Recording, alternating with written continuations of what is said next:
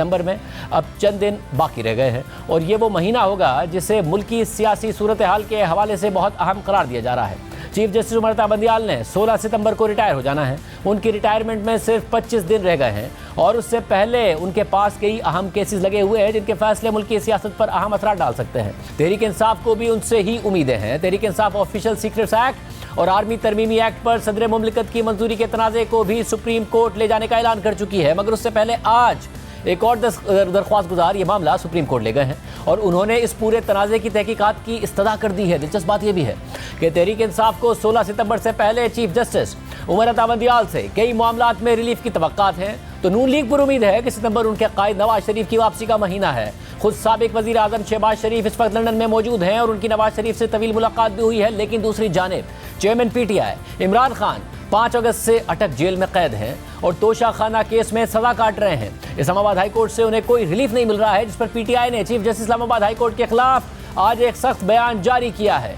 और उन्हें ओहदे से हटवाने के लिए रेफरेंस दायर करने का फैसला कर लिया है। तहम PTI को अब भी सुप्रीम कोर्ट से उम्मीदें हैं कि चेयरमैन PTI को वहां से ही रिलीफ मिल सकता है। कल का दिन इस लिहाज से अहम होगा क्योंकि कल सुप्रीम कोर्ट में तोशाखाना केस से मुताल्लिक चेयरमैन PTI की 3 अपीलों पर समाअत मुकर्रर है, जिन पर chief justice Umar Bandial, justice Jamal Mandokhel और जस्टिस मज़ाहिर नकवी समाअत करेंगे। लेकिन दिलचस्प बात यह है कि उनकी जिन अपीलों पर सुप्रीम कोर्ट में कल समाअत होनी है वो कानूनी माहिरीन के मुताबिक गैर मौसर करार दी जा सकती हैं, क्योंकि इस्लामाबाद हाई कोर्ट के 3 अगस्त के मुख्तलिफ फैसलों के खिलाफ चेयरमैन PTI इमरान खान ने जो अपीलें दायर की हुई हैं वो तोशाखाना केस के ट्रायल से मुताल्लिक हैं, जो कि 5 अगस्त को ही मुकम्मल हो गया था और उसका फैसला आ गया था और इमरान खान को सजा सुना दी गई थी और इस वक्त वो वही सजा काट रहे हैं। लिहाजा सवाल उठ रहा है कि ट्रायल कोर्ट के हतमी फैसले के 17 दिन बाद सुप्रीम कोर्ट उसके ट्रायल से मुताल्लिक दरख्वास्तें कैसे सुनेगी और कैसे ट्रायल पर कोई हुक्म जारी करेगी। और अगर ऐसा होता है तो ट्रायल कोर्ट के हतमी फैसले और इस्लामाबाद हाई कोर्ट में ज़ेर इल्तवा चेयरमैन PTI की अपील का क्या बनेगा। आज भी चेयरमैन PTI की अपील और सजा मौतली की दरख्वास्त पर इस्लामाबाद हाई कोर्ट के चीफ जस्टिस आमिर फारूक और जस्टिस तारिक महमूद जहांगीरी ने समाअत की, लेकिन एक दफ़ा फिर चेयरमैन PTI को कोई उबूरी रिलीफ नहीं दिया गया। चीफ जस्टिस आमिर फारूक ने इस्तफसार किया कि केस का रिकॉर्ड मंगवाया था, क्या वो आ गया है, तो इलेक्शन कमीशन के वकील अमजद परवेज ने मुसद्दिका रिकॉर्ड की फराहमी के लिए 2 हफ्ते का वक्त मांग लिया, तो अदालत ने उनसे कहा कि हम कुछ वक्त देंगे। इस पर अमजद परवेज ने इस्तदा की कि कम से कम 10 दिन का वक्त दरकार है, मुझे केस का तस्दीक शुदा रिकॉर्ड अभी नहीं मिल सका है। अपील के साथ सजा मौतली की दरख्वास्त भी दी गई है, मेरी इस्तदा है कि मुझे तैयारी के लिए मुनासिब वक्त दिया जाए। इस मौके पर चेयरमैन PTI इमरान खान के वकील लतीफ़ खोसा ने मौक़िफ़ अख्तियार किया कि मैं इलेक्शन कमीशन के वकील को वक्त देने की मुखालफत करता हूँ। अदालत ने इलेक्शन कमीशन को नोटिस जारी करके आज जवाब तलब किया था। चेयरमैन PTI को कोई रियायत नहीं चाहिए, वो बुनियादी हक मांग रहे हैं। मेरी इस्तदा है कि आज ही सजा मौतली की दरख्वास्त मंजूर की जाए, आज ही उस पर फैसला किया जाए। लतीफ़ खोसा ने मजीद कहा कि ट्रायल कोर्ट की चेयरमैन PTI को सुनाई गई सजा गैर कानूनी है। सेशन अदालत के पास ये केस सुनने का इख्तियार ही नहीं था। सेक्रेटरी इलेक्शन कमीशन के पास शिकायत दायर करने की इजाजत देने का इख्तियार नहीं था। ट्रायल कोर्ट ने एक दिन का भी वक्त दिए बगैर फैसला सुनाया था। ट्रायल कोर्ट ने हक के दिफा तक खत्म कर दिया था। इस मौके पर चीफ जस्टिस आमिर फारूक ने इलेक्शन कमीशन के वकील अमजद परवेज से मुकालमा किया कि 12-15 दिन बाद केस लगा है, आपको भी तैयारी कर लेनी चाहिए थी। हम ना खोसा साहब की बात मानते हैं और ना आपकी बात मानते हैं, हम इस केस को परसों के लिए रख लेते हैं। तो अमजद परवेज ने कहा कि फिर ऐसा करें कि कम से कम पीर को समाअत रख लें, लेकिन इस्लामाबाद हाई कोर्ट ने उनकी दरख्वास्त मुस्तरद करते हुए समाअत 24 अगस्त यानी परसों तक के लिए मुलतवी कर दी। इसके अलावा इस बेंच ने चेयरमैन PTI को जेल में सहूलियात की फराहमी और अडियाला जेल मुंतकली की दरख्वास्त पर भी समाअत की।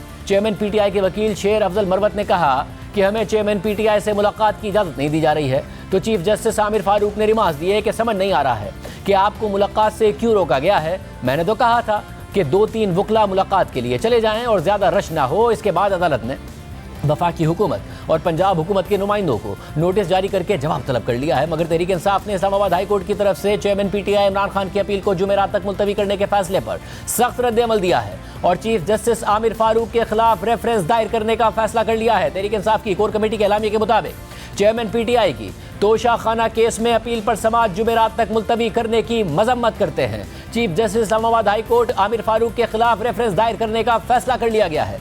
Chief justice Islamabad high court खुद को मुकदमे की समाअत से फौरी तौर पर अलग करें। Chief justice Islamabad high court ने कानून और इंसाफ को महज एक मजाक बना दिया है। इंसाफ में ताखीर इंसाफ के कत्ल के मुतरादिफ है। मामला इल्तवा में डालने का वाहिद मकसद चेयरमैन PTI इमरान खान से इंतकाम और तशद्दुद के सिलसिले का दवाम है। एलामिया के मुताबिक chief justice of Pakistan Islamabad high court के चीफ जस्टिस के अंदाजे फैसला साजी का नोटिस लें। Chief justice of Pakistan article 10A के तहत चेयरमैन पीटीआई इमरान खान के फेयर ट्रायल के बुनियादी हक का तहफ्फुज़ करें। यानी तहरीक इंसाफ की तवक्कात चीफ जस्टिस उमर बंदियाल से वाबस्ता है, जिन्हें रिटायर होने में अब सिर्फ 25 दिन रहते हैं और इन 25 दिनों में उन्हें कई अहम मुकदमात के फैसले करने हैं, जिनमें नैब तरामीम से मुताल्लिक केस भी शामिल है, जिसके बारे में चीफ जस्टिस खुद कह चुके हैं कि वो अगर अपनी रिटायरमेंट से पहले इस केस का फैसला नहीं करते तो शर्मिंदगी का बाइस होगा। इसके अलावा chief justice Umar Bandial supreme court practice and procedure act के खिलाफ दरख्वास्तों की समाअत करने वाले बेंच की भी खुद सरबराही कर रहे हैं। 13 अप्रैल से उस एक्ट को सुप्रीम कोर्ट ने मुअत्तल किया हुआ है, जिसकी वजह से खुद सुप्रीम कोर्ट के सीनियर जजेस आवाजें उठा रहे हैं। चीफ जस्टिस ने अपनी रिटायरमेंट से पहले ये केस भी निपटाना है, अगर वो निपटाना चाहें।